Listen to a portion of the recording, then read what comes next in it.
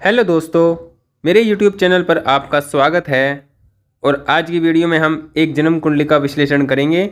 जन्म कुंडली की डिटेल्स हैं 4 जनवरी 1993 और समय है सुबह की 4:10 और जन्म स्थान जालंधर, पंजाब। इनकी जो जन्म कुंडली बनती है वो वृश्चिक लगन की बनती है और वृश्चिक लगन के स्वामी बनते हैं मंगल, जो जाकर अष्टम भाव में बैठे हैं, जो कि जीवन में परेशानियों को दिखा रहे हैं। जीवन में स्वास्थ्य संबंधी परेशानियां, आजीविका संबंधी परेशानियों को दिखा रहे हैं, संघर्ष को दिखा रहे हैं। और लगन में राहु बैठे हुए हैं तो ये व्यक्ति के जीवन में और समस्या बढ़ा रही हैं। और जो मंगल बैठे हैं उनकी 3 दृष्टि होंगी, तो वो लाभ भाव को देख रहे हैं, धन भाव को देख रहे हैं और तीसरे भाव को देख रहे हैं। तो यहाँ पर देखिए, क्योंकि जो राहु हैं वो लग्न में बैठकर और वृश्चिक राशि में बैठकर व्यक्ति को जीवन में परेशान तो जरूर करेंगे। व्यक्ति के जीवन में हर प्रकार की समस्याओं को उसके जीवन में देने वाले होंगे।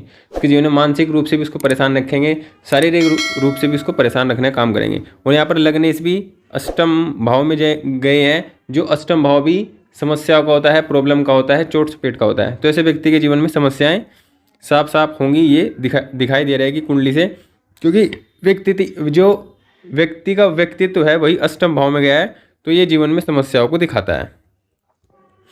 अब यहाँ पर देखिए, इनकी जो राशि बनती है वो इनकी चंद्र राशि बनती है, वो मेष राशि बनती है। लगन इनका वृश्चिक है, तो इनके अंदर मंगल का प्रभाव पूर्णतः विराजित है, मतलब पूर्णतः मंगल के प्रभाव पर है। तो इनके जीवन में इनका गुस्सा भी इनके जीवन की समस्या का कारण बनेगा।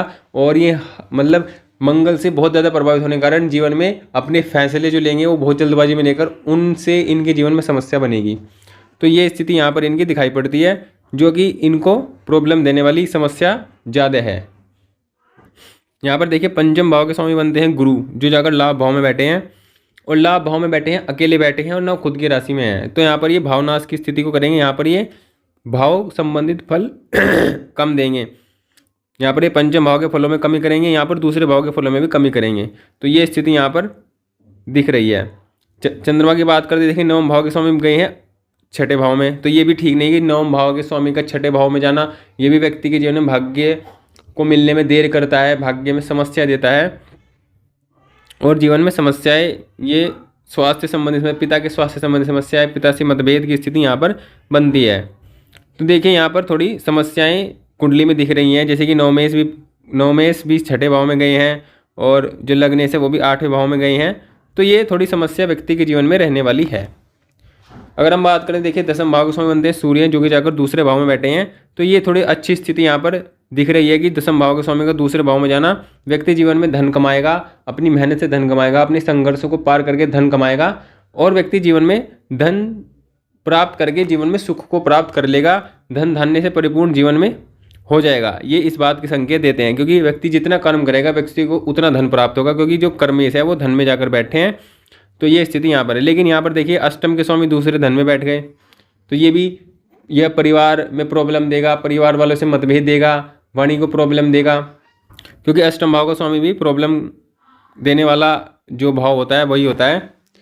तो ये स्थिति यहाँ पर बनी है। देखिए, लाभ भाव का स्वामी धन में है, तो ये स्थिति है कि धन की स्थिति यहाँ पर थोड़ी ठीक दिखाई दे रही है। लेकिन यहाँ पर स्वास्थ्य संबंधी समस्याएं, जीवन में और पक्षों में समस्याएं बहुत ज़्यादा दिखाई दे रही हैं, लेकिन धन की समस्याएं यहाँ पर कम दिखाई दे रही है। धन धान्य से व्यक्ति परिपूर्ण होगा। शनि अपने घर में तीसरे भाव में, देखिए कुंडली में दसम भाव में मंगल हो तो व्यक्ति कुल दीपक होता है, व्यक्ति बहुत मेहनती होता है, कार्य करने वाला होता है। देखिए 10वें भाव, तीसरे भाव में अगर शनि हो तो ये भी कुल दीपक जैसा ही योग बनाता है, ये भी बहुत श्रेष्ठ अच्छी स्थिति का निर्माण करता है। इसमें व्यक्ति को पंचम भाव से संबंधित समस्या तो रहती है, पंचम भाव से संबंधित समस्या जीवन में रहती है। संतान से सुख मिलना, संतान देरी से होना, संतान का सुख देर से मिलना या बहुत कम मिलना, ये तो रहती है। लेकिन व्यक्ति जीवन में अपने पुरुषार्थ से, अपनी मेहनत से, अपने पराक्रम से जीवन में सभी सफलताओं को प्राप्त कर लेता है। देखिए, यहाँ पर एक चीज़ और है, शुक्र चतुर्थ भाव में बैठे हैं और उनकी दृष्टि दसम भाव पर भी है। तो ये भी अच्छी स्थिति है कि चतुर्थ भाव में शुक्र का होना व्यक्ति जीवन में सुख सुविधा भी प्रदान करेगा, सुख सुविधाएं भी उसको मिलेंगी, भूमि भवन वाहन का सुख भी उसको मिलेगा, जीवन में खुद के नाम पे वो घर बना पाएगा। तो ये स्थितियाँ कुछ कुंडली में इनकी दिखाई पड़ रही हैं। अब देखिए, इनकी कुंडली में इनका पहला जो इनका कुछ सवाल है, इनका एक सवाल है कि इनका वैवाहिक जीवन कैसा होगा। देखिए वैवाहिक जीवन की बात करते हैं तो सप्तम भाव का स्वामी बनते हैं शुक्र, जो जाकर चतुर्थ भाव में बैठे हैं, मित्र राशि में बैठे हैं। लेकिन समस्या यही है कि जब भी शुक्र मकर में हो या कुंभ में हो, इन दो राशियों में अगर शुक्र हो तो ये अपना पूरा प्रभाव नहीं दे पाते हैं, व्यक्ति के जीवन को थोड़ा उदासीन बना देते हैं, क्योंकि ये शनिदेव की राशि में जाने से प्रभावित होते हैं। तो यहाँ पर देखिए वैवाहिक जीवन में थोड़ी बहुत उदासीनता देखने को मिल सकती है, लेकिन यहाँ पर राहु केतु का प्रभाव भी सप्तम भाव पर बना हुआ है, तो ये भी वैवाहिक जीवन में प्रॉब्लम क्रिएट करने वाला होता है। लेकिन यहाँ पर देखिए वैवाहिक जीवन में समस्याएं कितनी हो, लेकिन वैवाहिक जीवन आपका चलता रहेगा, क्योंकि गुरु की दृष्टि यहाँ पर सप्तम भाव पर पड़ रही है। तो आपकी विवाह विच्छेद की स्थिति कम है, लेकिन विवाहों में प्रॉब्लम की स्थिति भी बनी हुई है, मतलब विवाह प्रॉब्लम के साथ आपका चलता रहेगा, ये यहाँ पर दिखाई पड़ता है। इस चीज़ को हम नवमांश में देखते हैं। लेकिन नवमांश में देखते हैं तो सप्तम भाव में राहु जो इस बात का संकेत दे रहे हैं, जो स्थिति को मतलब मतभेद की स्थिति को ये बढ़ाने का काम कर रहे हैं कि वैवाहिक जीवन में मतभेद होंगे, क्योंकि सप्तम में लगन में केतु का प्रभाव है जो उदासीनता को दिखाता है, शक को दिखाता है, उदासीनता को दिखाता है। और जो नवमांश कुंडली है उसमें जो सप्तम भाव है उसमें राहु है, तो ये दिखाता है कि व्यक्ति के वैवाहिक जीवन में मतभेद की स्थिति बनेगी, वैवाहिक जीवन में समस्याएं रहेंगी। सप्तम का समय बनते हैं शनि, जो जाकर बैठे हैं 12वें में। देखिए ये भी इस बात को दिखाता है कि विवाह के बाद अगर आप विदेश में जाएं या आपका जो वैवाहिक संबंध बनेगा वो विदेश से भी बन सकता है, ये यहाँ पर दिखाने की स्थिति आती है। लेकिन वैवाहिक जीवन में प्रॉब्लम रहती हैं, भले ही आपका जो वैवाहिक संबंध है, विवाह की जो स्थिति है, तो ये स्थितियाँ यहाँ पर आपके वैवाहिक जीवन में बनती हैं। देखिए सप्तम का स्वामी अगर 12वें में जाता है तो ये विवाह संबंध को विदेश से जोड़ता है, समुद्र पार से जोड़ता है, मतलब विदेश या दूसरी धरती से जोड़ता है। लेकिन वैवाहिक जीवन में समस्या यहाँ पर दिखाई पड़ती है, क्योंकि देखिए शुभ ग्रह की दृष्टि यहाँ पर गुरु की पड़ रही है, तो एक शुभ ग्रह की दृष्टि भी यहाँ पर पड़ रही है। तो वही स्थिति यही है कि आपके जीवन में वैवाहिक जीवन चलता भी रहेगा और वैवाहिक जीवन में समस्या भी बनती रहेंगी। तो ये स्थिति आपके वैवाहिक जीवन की स्थिति है। और आपके जीवन में परेशानियाँ इसलिए हैं क्योंकि आपके खुद के जीवन की समस्याएं भी काफ़ी ज़्यादा होंगी, क्योंकि आपका भाग्य भी नवम में है, लग्नेश भी अष्टम में है, तो ये खुद आप अपने जीवन में खुद से भी प्रॉब्लम में होंगे और वैवाहिक जीवन में आपकी प्रॉब्लम रहेंगी। लेकिन स्थिति चलती रहेंगी, बस ये है बहुत श्रेष्ठ स्थिति इस जीवन की नहीं लगती है, या वैवाहिक जीवन बहुत श्रेष्ठ स्थिति में यहाँ पर नहीं दिखाई पड़ता है। औसत दर्जे का वैवाहिक जीवन यहाँ पर देखने को मिलता है। अगला इनका सवाल है कि क्या ये विदेश में सेटल हो पाएंगे। देखिए विदेश की हम बात करते हैं तो सप्तम भाव को स्वामी चतुर्थ में है, तो देखिए ये एक पहले ही कॉम्बिनेशन से पता लगता है कि आप विदेश में सेटल हो सकते हैं, विदेश में आप जा सकते हैं, क्योंकि देखिए आपके सप्तम का स्वामी भी शुक्र है और आपके विदेश स्थान का स्वामी शुक्र है, और जिसका संबंध आपके चतुर्थ भाव आपके खुद के घर से बन रहा है। तो ये स्थिति आपके जीवन में बन सकती है और सही प्रकार से बन सकती है। देखिए इनकी कुंडली में जो मुख्य रूप से ध्यान देने की बात है, इनको जो वर्तमान में दशा चल रही है वो मंगल की चल रही है, जो कि इनके लग्नेश हैं, भले वो अष्टम भाव में बैठे हैं लेकिन उनके लग्नेश है, तो वो इनके जीवन में अच्छा से अच्छा करने का काम कर रहे होंगे, अच्छे से अच्छे इनकी स्थितियों को निर्माण करने का प्रयास कर रहे होंगे। लेकिन समस्या इनकी ये कि सितंबर 2023 में इनको मंगल की दशा जो है वो समाप्त हो जाएगी। अब उसके बाद जो इनको दशा शुरू होगी वो राहु की होगी। अब राहु अगले आने वाले जो 19 साल होंगे उनके जीवन में समस्या देने वाले का काम 100% करेंगे, क्योंकि देखिए राहु लगन में बैठे हुए हैं, वृश्चिक राशि में बैठे हुए हैं, बुध के नक्षत्र ज्येष्ठ नक्षत्र में यहाँ पर बैठे हुए हैं, लगन आपका शनि अनुराधा नक्षत्र में है, तो आप पर शनि राहु का प्रभाव ज़्यादा है। और आपका जो चंद्रमा वो मंगल में है, लगन में आपकी मंगल की राशि है। देखिए तो शनि मंगल का जो एक कॉम्बिनेशन बन रहा है, शनि मंगल की जो स्थिति आपकी बन रही है वो थोड़ी विवाद वाली स्थिति बन रही है, जीवन में स्ट्रगल प्रॉब्लम संघर्ष देने वाली स्थिति आपकी बन रही है। और आपको जब समय शुरू होगा उसमें भी आपको स्ट्रगल प्रॉब्लम, मानसिक रूप से तनाव, शारीरिक रूप से भी स्थिति सही ना होना, और जीवन में हर प्रकार के जो काम है, जीवन की हर प्रकार की जो स्थितियाँ उनमें आपको प्रॉब्लम के साथ आपके काम होना, ये स्थिति यहाँ पर बनती है। लगन के राहु व्यक्ति के जीवन में धन दे देते हैं, धन की स्थिति को ठीक रखते हैं, लेकिन जीवन में किसी भी काम को समय पर नहीं होने देते, समय की स्थिति को खराब कर रखते हैं, ये यहाँ पर समस्या है। देखिए अगर इनकी मैं पंचम भाव की बात करूँ तो चतुर्थ भाव में शुभ ग्रह है, षष्ठम भाव में शुभ ग्रह है और एक शुभ ग्रह की दृष्टि पड़ रही है। तो यहाँ पर पंचम भाव को हम खराब नहीं कहेंगे, पंचम भाव का जो स्वामी है उसकी स्थिति थोड़ी कमज़ोर यहाँ पर हो सकती है, भावनाश की स्थिति ये कर सकते हैं, लेकिन उस भावनाश का प्रभाव भी इतना नहीं पड़ेगा, क्योंकि यहाँ पर देखिए पंचम भाव दो शुभग्रहों के बीच में और शुभग्रह की दृष्टि पड़ रही है, खुद का राशि स्वामी खुद को देख रहा है, तो इनको संतान सुख भी मिलेगा, संतान से इनको जीवन में सुख मिलेगा। लेकिन शनि की दृष्टि भी पड़ रही है, तो यह है कि कितनी चीज़ पॉजिटिव है उतनी चीज़ नेगेटिव है। तो औसत दर्जे की जो उस भाव से संबंधित या उस चीज़ से संबंधित जीवन में जो चीज़ मिलेगी वो औसत दर्जे की, बहुत अच्छे लेवल की नहीं होगी, बहुत खराब लेवल की नहीं होगी, क्योंकि कुछ अच्छा प्रभाव यहाँ पर पड़ रहा है और यहाँ पर देख शनि की दृष्टि पड़ रही है, तो राहु की दृष्टि पड़ रही है।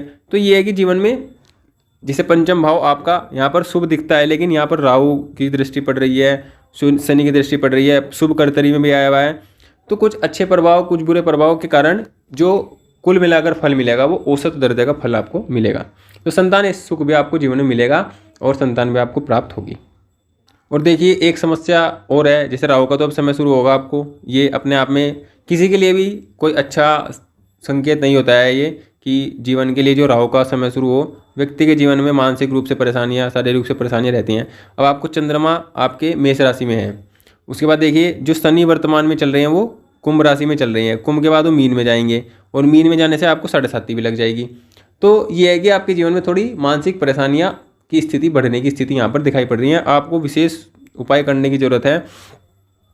देखिए सवाल तो सिर्फ इनके इतने ही थे कि विदेश सेटलमेंट हो सकता है, तो हो सकता है, बिल्कुल हो सकता है। और जो आने वाला फ्यूचर की बात करी उसमें मैं बताया कि राहु की दशा इनको चल रही है और राहु की दशा इनको जीवन में परेशान करने वाली होगी, समस्या देने वाली होगी।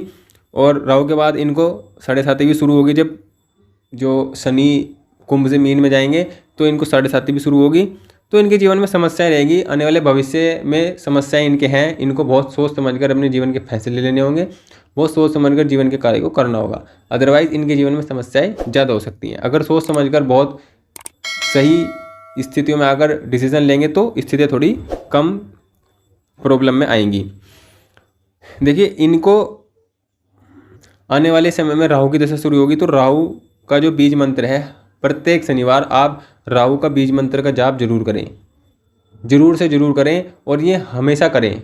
ऐसा नहीं है कि किसी दिन तबीयत खराब है तो नहीं कर पाए, उसमें कोई बात नहीं है, लेकिन जब भी आप कर सकते हैं प्रत्येक शनिवार को मंदिर जाएं और मंदिर में जाकर राहु जी के जो उनका जो मंत्र है उसका जाप करें, राहु जी के बीज मंत्र का जाप करें, उतना जाप हर शनिवार 1 माला जरूर जाप करें।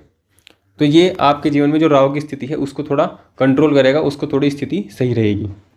देखिए आपके भाग्येश जो हैं वो 6ठे भाव में हैं, तो आपको शिव जी की उपासना करनी होगी। शिव जी की उपासना आप प्रत्येक सोमवार करिए, जिससे आपके चंद्रमा अच्छे होंगे, आपको भाग्य का साथ मिलेगा, भाग्य का सपोर्ट मिलेगा। जो भी आप काम करेंगे उसमें आपको भाग्य का सपोर्ट मिलेगा, तो काम आपके बनेंगे, क्योंकि राहु हर काम में आपके अड़चने लाएंगे, हर काम में आपको प्रॉब्लम देंगे। तो आप भाग्येश को या भाग्य भाव के स्वामी को जितना बलि करेंगे उतना आपके लिए अच्छा रहेगा, उतना आपके जीवन में आपको शांति मिलेगी, उतना आपके जीवन की स्थिति अच्छी होगी। तो आप सोमवार के दिन शिव जी के मंदिर जाएं और शिव जी पर जल दूध अर्पित करें और शिव चालीसा का पाठ करें, और जो चंद्रमा के बीज मंत्र हैं उसका जो जाप, क्योंकि बीज मंत्र ज्योतिष में सबसे अच्छा और सबसे श्रेष्ठ उपाय माना जाता है। बीज मंत्र सबसे ज़्यादा अच्छा रिजल्ट देने वाला जो उपाय है, वो सबसे अच्छा रिजल्ट देने वाला उपाय बीज मंत्र का ही उपाय होता है। तो आप चंद्रमा का बीज मंत्र भी जाप करें, और आप विशेष रूप से राहु का बीज मंत्र शनिवार को, प्रत्येक शनिवार को जाप करें, और शनिवार को छायादान करें। काली वस्तु का दान जितना कर सकते हैं उतना कीजिए, वो आपके लिए श्रेष्ठ रहेगा। और हरे कलर की, बुधवार को हरे कलर की चीज़ों का जितना दान कर सकते हैं उतना दान करिए, उतना आपके लिए अच्छा रहेगा। तो ये आप उपाय कीजिए जीवन में। अगर आपको जीवन की स्थिति को अच्छा करना है तो कुछ उपाय आपको करने होंगे और लगातार करने होंगे। ऐसा नहीं है कि आपने 2 दिन 2 बार किए, 4 बार किए, उसके बाद आपने छोड़ दिया तो उसका कोई लाभ आपको विशेष रूप से नहीं मिलने वाला है। तो उसको जैसे आप अपने जीवन की दिनचर्या में खाना पीना सोना करते हैं, उसी तरह आप अपने जीवन में इन उपायों को करें ताकि आपके जीवन की स्थिति और अच्छी हो।